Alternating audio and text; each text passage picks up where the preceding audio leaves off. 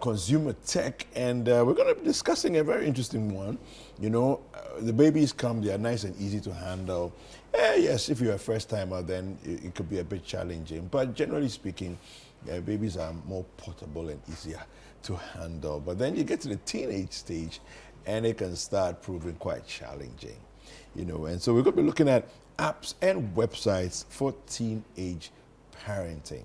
We've been joined today in the studio by Stephen Asebwedi. He is a digital marketing consultant. He's going to help us to get into this conversation. Stephen, welcome. Good morning, Kweku. How you doing? I'm very well, Yeah? thank you. You? I'm good. I'm fantastic. Awesome. Yeah. Good morning, friend. Good morning. I was waiting for you not to say good morning. I have to. How are you doing? I'm very well, thank Super. you. Thank you. Yeah. Yes. So the teenagers. Yes, so. Yeah. It's How many years experience do you have in the teenage? You know.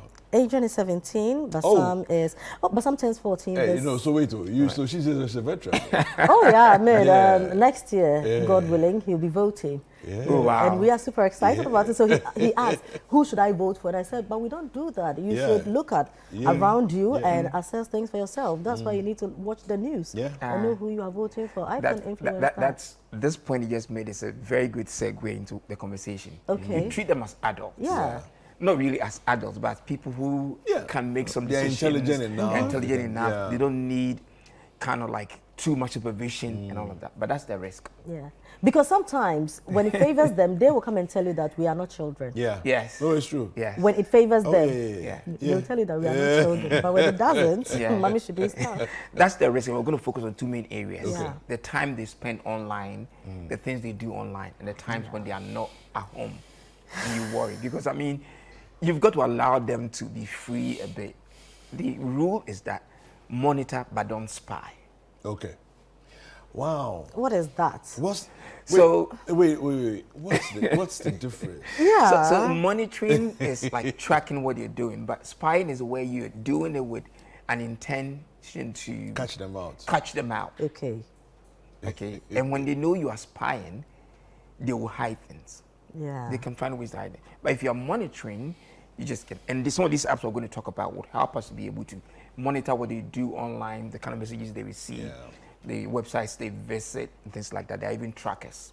Yeah. So for example, when they are out, they tend to send you a message saying, "Oh, I'm here." You would know whether or not they are there. So let's get into it. Sure. Yeah. The first app we have is called Bark. It's an app for both iOS and Android. Okay. And we're going to see the website for Bark, and you see some of the things that are there. So as they will see on the website. Okay. If you scroll down, you see it sends the parents alerts on, for example, websites that they are visiting, messages that they've received. So, for example, it will identify messages from perverts, for example, from people who are trying to scam them, all those things. Okay. It does that, I mean, which is very, very good. If we can watch a video on how Bark works, I mean, they'll play it and let's come back and discuss that. Sure. All right.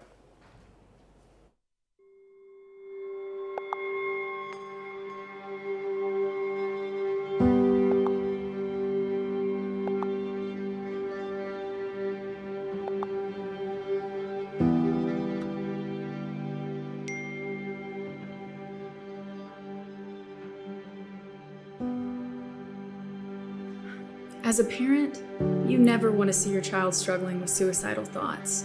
But today, the threat is hidden deep within their phones. Suicide is the second leading cause of death for kids, and cyberbullying makes this threat a much more present reality. That's why I rely on Bark.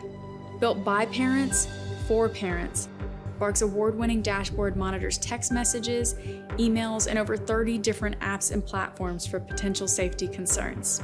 When Bark detects a digital danger, I receive automatic alerts so that I can deal with problems as they arise, while still respecting my son's privacy by not having to read through every single message. Bark even delivers research-backed recommendations on dealing with the issue. This helps me and my son work together, trust each other, and build a deeper bond. The screen time management and web filtering tools help me set healthy limits on how and when my kids use their devices. Plus, their data is always protected and private, giving me further peace of mind. To date, Bark has helped protect millions of children. while detecting tens of thousands of severe self-harm situations. We spend so much every month just trying to keep ourselves entertained, but I find real value by investing in my son's wellness and safety. Bark brings us closer together. Hey, can we talk? Okay. Bark. Yeah. Wow. So Yeah. and I mean, it's because as we saw there, the son was sitting right next to her and receiving all those messages. Yeah. And before you know it, the next minute, the son could get up and go and harm himself or whatever. Yeah. But with Bark or a tool like Bark, you're monitoring without being intrusive. Because what a lot of us parents do is we seize their phones and we go through them. No. Well, they know the phones and they know the digital tools better than us. Yeah. And they will hide things. Yeah. A similar one that does almost the same thing is called Guardian. But that Guardian. Okay, they're going to open a website, we'll see some of the things that a website does. Okay. But the advantage also with Guardian is where you have like more than one child, then you can use it to monitor multiple teens. Okay. So yeah, you can see some of the things there on Guardian, what it does. I can't read from you, but for example, it does the same tracking, sends reports, it gives you recommendations, and these are some of the websites it tracks. So WhatsApp is there, Snapchat is there, Chat is there, Instagram, Messenger. It tracks all these and what goes on. Okay. So you download the app as the parent, set it up on your phone, and then it tracks what is happening on your child's phone, so you can help them. I mean, Wow. Interesting. yeah. And I mean, one that it didn't mention there. For example, these days, the children, they may not even take your car out. They're in an Uber out, and it's not very safe. Yeah. But it will let you know whether they are on track, coming home or whatever. Or when they tell you, oh, mommy, I'm on my way, when they are in fact now going for another dance in the club. You can tell, and you'll be able to, provide the support that you need or be able to there to help. Okay. So those are two great apps that we need to look at. Bark and Guardian. Right. Okay. The last one I want us to talk about is one called Nintendo Switch Parental Control. Okay. We know teens love their games, and Nintendo is one that is purpose built. And what Nintendo games control, that is that it sets it up such that it even controls the amount of time they spend there. It's got, you see, those of us with Go TV or Skype, you see that at some point it goes off automatically as a timer.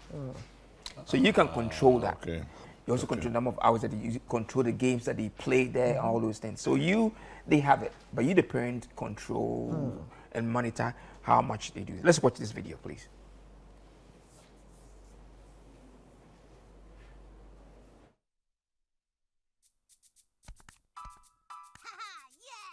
It's good to play games.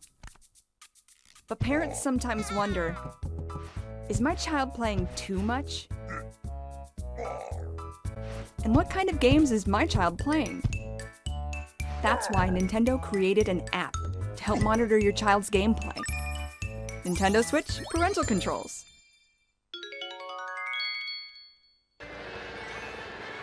Games are supposed to be fun, but sometimes they can be a source of friction.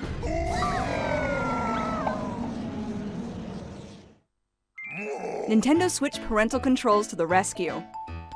Just set an amount of playtime and the system will let your child know when time is up, even when they're busy leading the pack and dodging banana peels. Just keep in mind, your parental control settings apply to the system, not individual players. Uh-oh. Looks like the message didn't quite get through. But the parent can see that he's not following the rules. There is a function to have the system go into sleep mode when it hits the time limit, but it's kind of a last resort.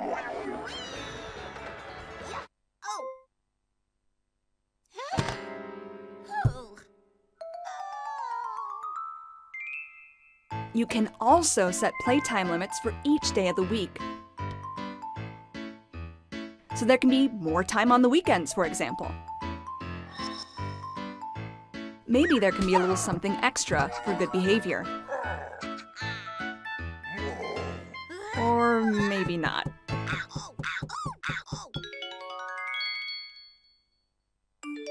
you'll get a report showing how much time your child spent playing games. So there's no need.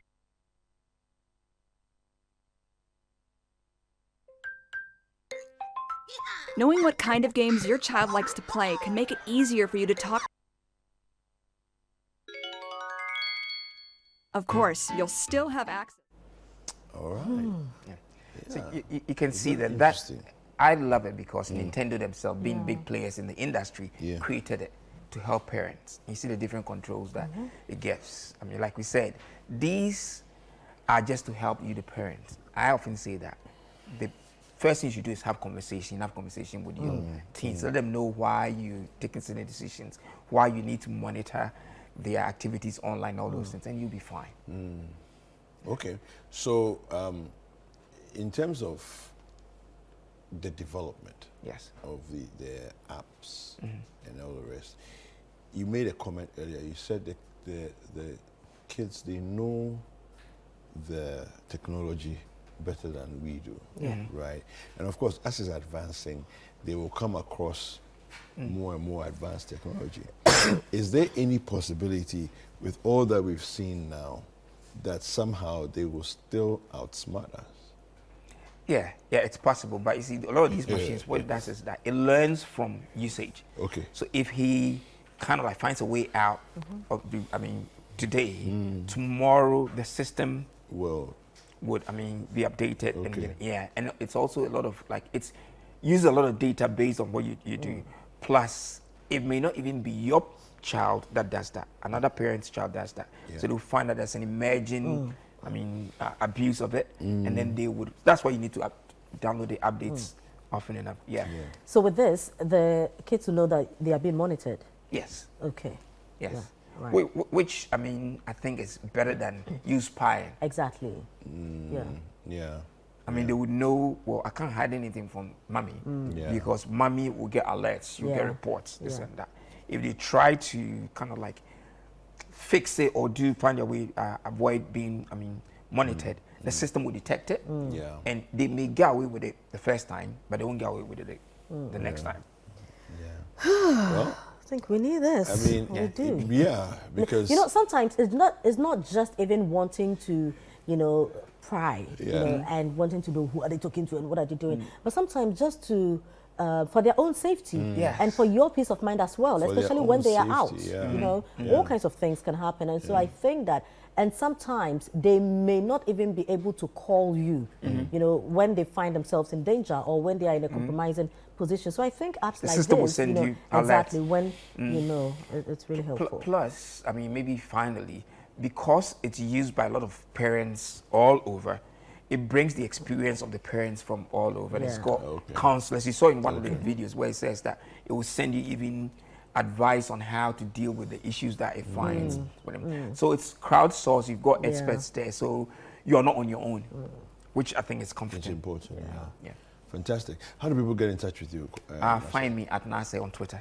At Nase on Twitter. On Twitter. Fantastic. Thank you very much. Thank you. All right. So we've been speaking with